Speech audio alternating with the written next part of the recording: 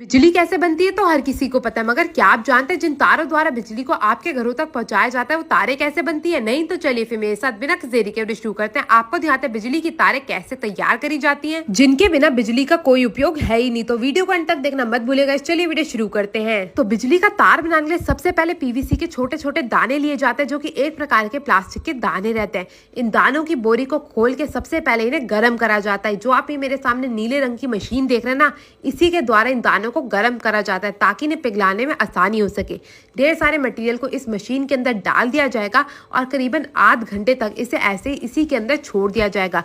घूम घूम कर ये मशीन सारे के सारे दानों को बिल्कुल गर्म कर देगी, ताकि जैसी दूसरी मशीन के अंदर जाए बिल्कुल आसानी से इन्हें पिघलाया जा सके। इन्हीं दानों से वही प्लास्टिक तैयार होता है जो कि आपको बाहरी रूप से किसी भी तार के ऊपर देखने को मिलता है। अब इसे रंगीन बनाने के लिए इसके अंदर डाले जाते हैं रंगीन पीवीसी के दाने। तो थोड़े से रंगीन पीवीसी के दानों को आम दानों में मिला के अच्छे से मिक्स करा जाएगा। ये मटेरियल भी बिल्कुल गर्म रहता है। इस गर्मा गर्म मटेरियल को अच्छे से मिला लेने के बाद इसे डाला जाएगा मशीन के अंदर। मैं आपको बता दूं, इस मशीन के अंदर दो प्रकार के दाने डलते हैं, एक तो आम दाने और ये एक होते हैं रंग मिक्स करे हुए दाने। तो सबसे पहले रंग मिक्स करे हुए दाने को छोटी मशीन के अंदर डाल दिया जाएगा और जो बड़ी मशीन होती है उसके अंदर डाला जाएगा नॉर्मल दानों को। तो नॉर्मल और रंगीन दोनों प्रकार के दाने भी डल चुके हैं। अब बारी आती है सबसे इंपॉर्टेंट चीज की, जो की होती है तांबे की तार। ये जो आप मेरे सामने ढेर सारी तारें देख रहे हैं ना, इन्हीं से हमारी जो तार है वो तैयार होती है। कितने mm की तार चाहिए होती है उसी के हिसाब से इन तारों को मिला के एक बड़ी तार तैयार करी जाती है। आज मैं आपको दिखा रही हूँ 2 mm की तार कैसे बनाई जाती है। सबसे पहले बड़ी सी तार के बंडल को लगा दिया जाता है मशीन के एक सिरे के ऊपर, जिसको लगाने में 3 से 4 लोगों की सहायता लगती है।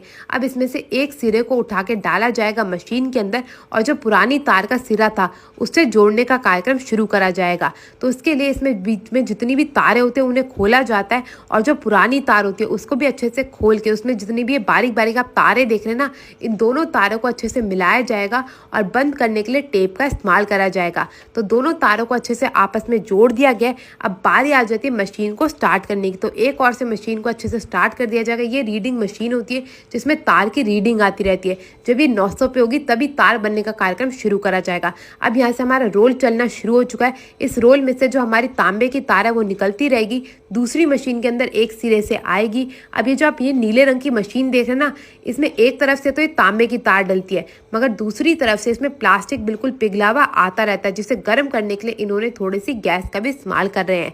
अब जैसे ही प्लास्टिक जो है हमारे तांबे की तार के ऊपर आता रहेगा, इसे डाला जाएगा पानी में ठंडा करने के लिए, क्योंकि अगर तार को ठंडा नहीं करा जाएगा तो ना ही इसकी पैकिंग हो सकती है और ना ही इसके ऊपर लेबलिंग हो सकती है। तो सबसे पहले तार को पानी के अंदर अच्छे से ठंडा करा जाता है, जिसके लिए यहाँ पे 2 फुट जितनी एक बड़ी सी मशीन लगी हुई है जिसमें पानी आता रहता है और इस बड़े बड़े से रोलर की सहायता से बिल्कुल अच्छे से तार को ठंडा करके आगे की ओर भेजा जाता है। अब ये जो आप मेरे सामने मशीन देख रहे हैं ना, इसके 2 काम होते हैं, एक तो तार की नपाई का, दूसरा तार की खिंचाई का और साथ ही साथ तार के ऊपर नाम लिखने का। इसी मशीन द्वारा तार के ऊपर नाम लिखा जाता है किसी भी कंपनी का। तो इसी मशीन द्वारा अच्छे से तार के ऊपर नाप लिखा जाएगा। इसी मशीन में रीडिंग आती रहेगी और जैसे ही हमारी 90 मिलीमीटर की तार बनके तैयार हो जाएगी, ये मशीन खुद ब खुद काट के उसे अलग अलग भागों में इकट्ठा कर लेगी। अब बारी आती है तार की पैकिंग की। तो यहाँ पे पैकिंग के लिए अलग से मशीन लगी होती है, जिसमें एक सिरे से तार को डाला जाता है और उसके बाद ये खुद ही से घुमा घुमा के एक नया सा तार का रोल बना के तैयार कर देती है। अब इस तार के ऊपर भी दोबारा से कंपनी की लेबलिंग करी जाती है, तभी तो पता चलेगा ये तार है कौन सी कंपनी की। तो अच्छे से इसके ऊपर लेबलिंग करने के बाद इन धागों को भी अच्छे से काट के यहाँ पे जो है हमारी आम तार बन के हो चुकी है तैयार। अब बारी आती है 2 तार को मिक्स करके नई तार बनाने की, जो कि ज्यादातर घरों में इस्तेमाल करी जाती है।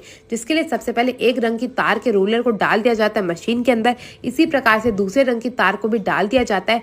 फिर एक तार के सिरे को डाला जाएगा मशीन के अंदर, इसे थोड़ा सा घुमा के मशीन के द्वारा ही आगे की ओर भेज दिया जाता है। अभी आप यहाँ पे देख सकते हैं बीच में नीले रंग की तार जो पहले से ही लगा के रखी गई है। अब इन दोनों तारों को अच्छे से मिला के इनकी मिश्रण वाली तार को भी तैयार करा जाएगा। आप यहाँ पे देख सकते हैं इसे पुरानी तार से अच्छे से बांध दिया गया है और यहाँ से हमारा रोलर चलना शुरू हो चुका है। अब एक एक करके यहाँ से पीली तार जो आगे की ओर आती रहेगी, फिर ये नीली तार के साथ मिलके एक नई तार को अच्छे से बना के तैयार कर लेगी। फिर इसकी पैकेजिंग भी पुरानी वाली तार की तरह ही करी जाती है। मैं आपको बता दूं, जिस तरह हम पानी के बिना नहीं रह सकते, वैसे ही बिजली का कोई भी उपकरण इस तार के बिना रह ही नहीं सकता। हर उपकरण को चलाने के लिए तार बड़ी अनिवार्य होती है।